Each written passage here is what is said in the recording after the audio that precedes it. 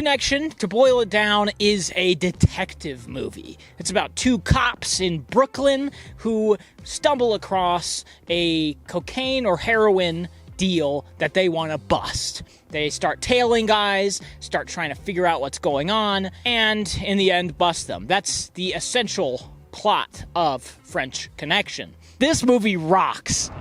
Oh, this is very nice. How are we gonna get this framed? I think this movie is fucking unbelievable.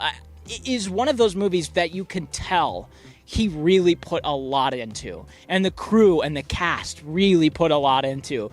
It looks like it's absolutely bitter-ass cold in New York. Freezing, the camera apparently would freeze, people would run inside just little places that they could to get warm because it was so cold. Of course, the infamous chase scenes, one of the most dangerous things that anybody's ever put to film. The working conditions were not good. Everything about it is memorable. Everything about it is great. Everything about it works spectacularly well, because it is designed with care. Even if some of the things that William Friedkin did were questionable, he clearly wanted this to be as good as it could be. And every little decision he made makes sense why he made it. I mean, the whole movie's shot kind of like a documentary. It's mostly handheld, guerrilla style. They were shooting without permits for one, so they kind of had to do it that way, and the budget was low, so it would make sense for them to do it that way. They didn't have dollies, so they would just push the camera operator in a wheelchair. The film is low budget, which means that doing handheld just makes sense, but also making it a documentary style also makes sense because it's just two detectives that are going around trying to bust these guys. I mean, you could make it more, I don't know, cinematic's not a good word, but you can make it more stylized, you can make it more artsy, but Friedkin just wanted this to be boots on the ground, and I think it worked spectacularly well.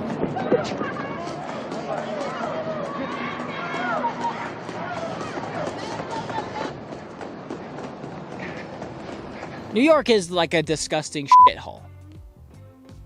And it was even worse in the 70s. This movie definitely capitalizes on that too. The best character in the movie is Brooklyn.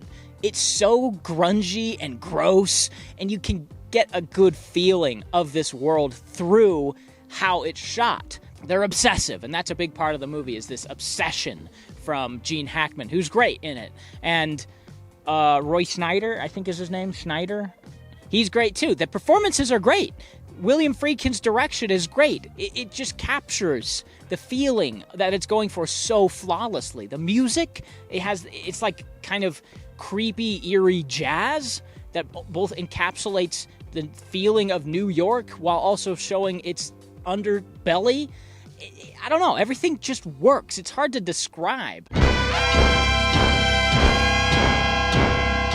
I loved so many sequences of this. Naturally, the car chase sequence is going to be the centerpiece of a lot of people's discussions because A, it was incredibly dangerous and probably irresponsible to film, but B, it's an adrenaline rush. I also love how it kind of breaks down this police job. It's not just they go to a place and there's a guy there and they bring him down. No, it's like the majority of the movie is just them tailing people, or sitting and waiting them, staking them out, or ripping a car apart and looking for the drugs. And the bust is satisfying and it is awesome, but everything that's leading up to that is why it works so well. Is because at the start of the movie, you don't even know what's going on, really. The characters, they're these cops, they go to a diner and they start following a guy. And that's pretty much it. They don't really have an awesome reason to, they just have a hunch.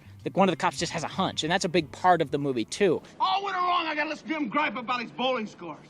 Now, I'm gonna bust your ass for those 3 bags, and I'm gonna nail you for picking your feet in Poughkeepsie. If you haven't seen it, definitely check it out. It's a great movie. Every little piece of this movie you could study to some degree. If you want to be a better actor, watch this movie for the performances. If you want to be a better writer, the script and the structure are flawless. If you want to be a better filmmaker, you can watch this and analyze the decisions Friedkin made and why he made them. It's just wonderfully put together. I can't really say much bad about it. I have a couple nitpicks, but I don't even really want to say them because I have a good feeling that a second watch, they'll just wash away. I loved it. But that brings us to next week. Our film next week will be, drumroll please, The Departed. It's from Martin Scorsese, one of the best living directors. It won 4 Oscars, including Best Picture, Best Editing, Best Direction, and Best Screenplay. It has some great actors in it. Leonardo DiCaprio, Martin Sheen, Mark Wahlberg. Also Matt Damon is there. And I can't wait to see it. I've had it for years, and I've never put it into my Blu-ray player. In fact, I don't think it's open. But we can open it now.